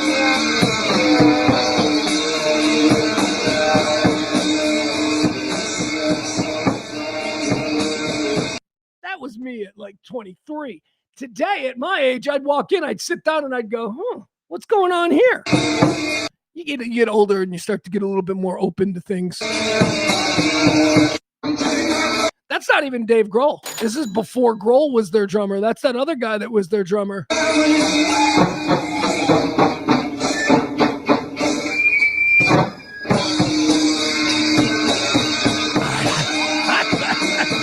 don't know what that is, but I like it. Everybody starts somewhere. Nirvana playing a Radio Shack. Okay, let's see. What else do we need here? Like I said, I got so many videos. I got to pill the ones that I want. Okay, we'll do this one. Here we go. Last couple of weeks, I've been telling you about river people. You know how I love my river people. I just have this belief that people who are raised in river communities, especially, and I use this, the people who live all along the Mississippi River, my fellow citizens here of Illinois, and on the other side, be it Iowa or Missouri, the river people, I love them. It's just cool. There is a mindset to living in a river town that's, different than everywhere else. A river town is perfectly comfortable with the transient nature of their existence because people float down the river on boats. They come into your town, they stick around for a little while, they leave, they get back on a boat. River people have to develop an open-mindedness mixed with a staunch defense of their hometown. They're cool people. I like river people. Here's the kind of thing that river people do. Check this out. This is fun. This is what you do on a river. This is actually really incredible. It has nothing to do with the fact that he's a river person, but I have played in rivers. I have done things like this over lakes. Maybe you have as well, where you've swung on lines and tubes or tires or whatever. Check this out. This is a river kid. This is somewhere in Illinois. It said this is the Mississippi. I don't know. I think this looks maybe more up towards Wisconsin of the Mississippi, but whatever. Here you go. Check this out. And then Oi! No! Oh, fuck! What the fuck?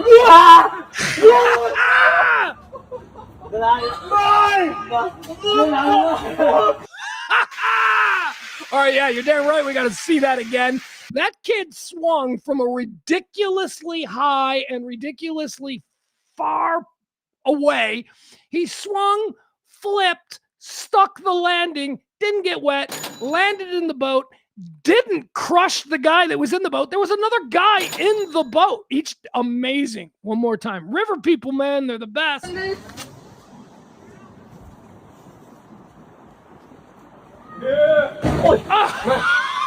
Oh, his flip-flops. He lost his flip-flops, though. I don't know why he was swinging with the flip-flops. We were right here. What's going on right here between these two? It's like, I understand it's like the moment, but they're like looking at each other and they're both in that instant going, oh my God! What the fuck? And then one more time. Look at this.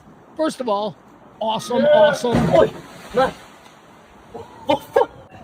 What the fuck? There you go. What the fuck indeed. Very cool, kid.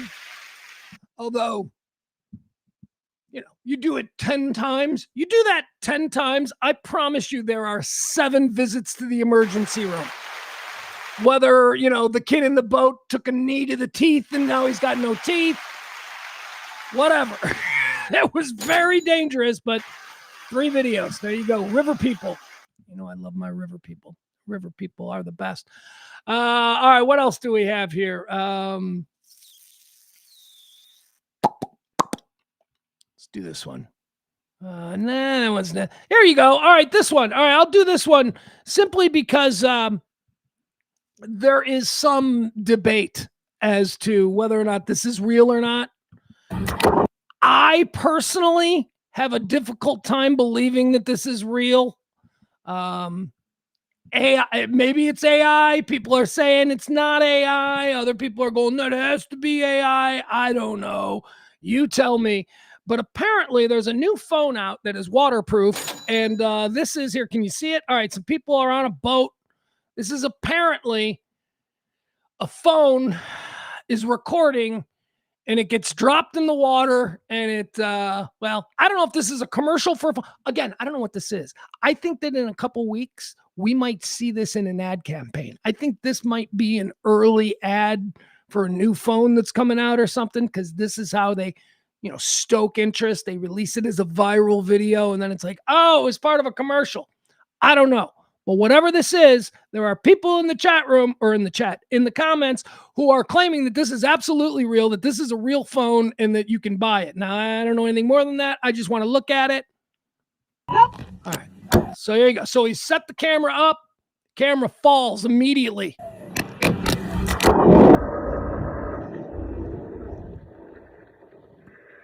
All right, so the phone is now falling. You can, like, the phone is falling into the water and it is sinking to the bottom of wherever it is. And how about that? All right. I thought that was a cool video. Phoning it in? I don't know, maybe. I thought that was a cool video, though. 1, 2, 3 videos. There we go. All right. Now let's move on to Can't Be Fun at the Old Ballpark. I like to end each and every show here with a little bit of a tribute to our great game, the game of baseball. Like I said, this is a crazy week here in Chicago, or at least, you know, yesterday, today, and tomorrow. We got a game tomorrow. We got a game today. It's Cubs Sox weekend, the Crosstown Classic, as they call it. The South Side goes to the North Side. White Sox take on the Cubs. White Sox are in first place. Cubs are 20 games over 500, but not in first place. What? Point is this: they're both good teams. They're both, teams that have an eye towards the postseason.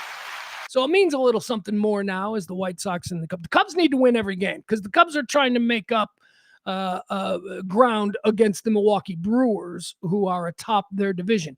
Again, Cubs are 20 games over 500, and they're in second place.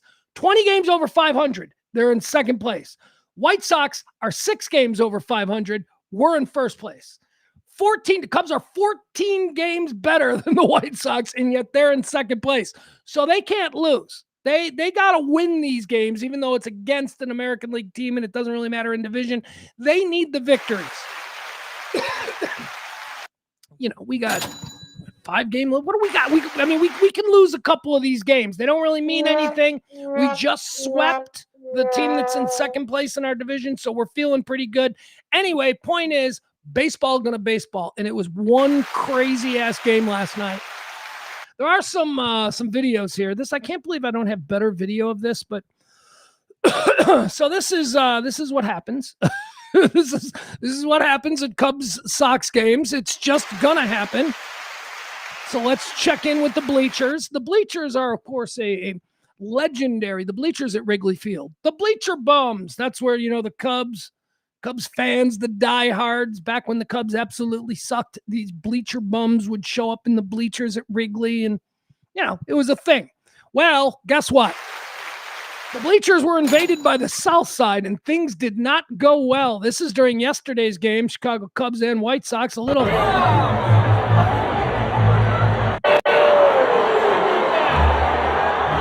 Okay.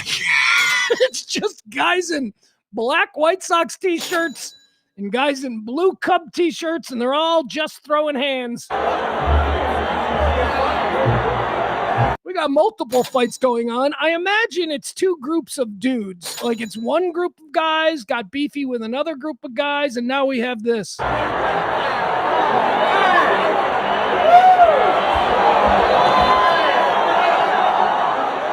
The Cub fans just getting wailed on. So during the game, I told you that I was watching it on 2 screens. I had the White Sox presentation of the Cubs Sox game on CHSN, which is the Chicago Sports Network. So I was watching the White Sox game there.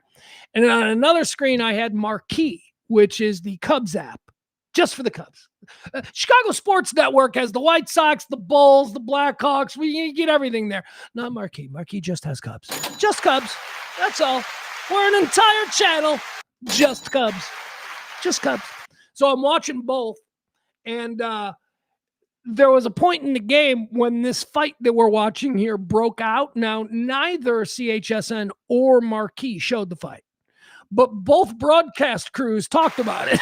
Both crews, like the White Sox team watching the game, and all of a sudden, John Schriffen goes, there's quite the brawl happening out there in the bleachers. And then Steve Stone was like, well, that's what's going to happen. Boy, they're really going at it. I mean, they were talking about it to the extent that I'm like, well, show it. Show it. But they won't show it. So I went over to the Marquee side to see if, at the same time the fight happening, did they say anything? They said the same thing. The Marquee, the Cubs crew was like, oh, we got a bit of a fight going on out there in the bleachers. Boy, this one looks pretty big. Hope they don't have to stop the game. Thought that was interesting. All right, and this is the fight they were describing. I mean, players were all just watching this. The batter stepped out of the batter's box. That's when the guy said, well, I hope we don't have to suspend or, not delay the game or whatever. But the batter stepped out, and the batter was just like watching it, and then the pitcher turned around, and the pitcher's watching it, and this is going on. None of us got to see it.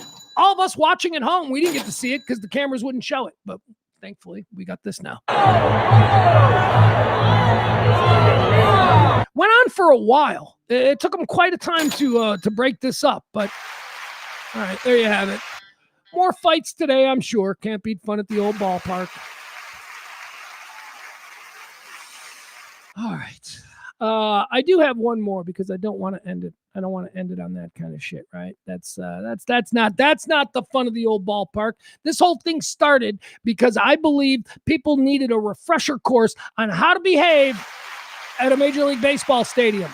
It came from, the people who steal balls from kids and stuff. And oh yeah, the other day there was a video that was circulating of a Cub fan at Wrigley Field who basically ragdolled a girl. Not a young girl, but like a teen girl, a woman, whatever. It was a girl, and a foul ball gets hit, and this Cub fan runs over and he tries to get it, but he can't get it. And then this girl comes in, and the girl gets the ball, and he just grabs the girl and ragdolls her like 2 rows. I didn't show that one. I don't need to. People don't know how to behave. Here's how it's done. All right, here you go. This is how it's done. This is how you handle a foul ball, a home run ball, any ball that isn't clearly a collector's item, right? These rules do not apply when it's the 500th home run of some guy's Hall of Fame career. No, you get that one, you're going to hold on to it. I get it. But just rando foul balls or just rando home runs, please stop it. Here's how it's done.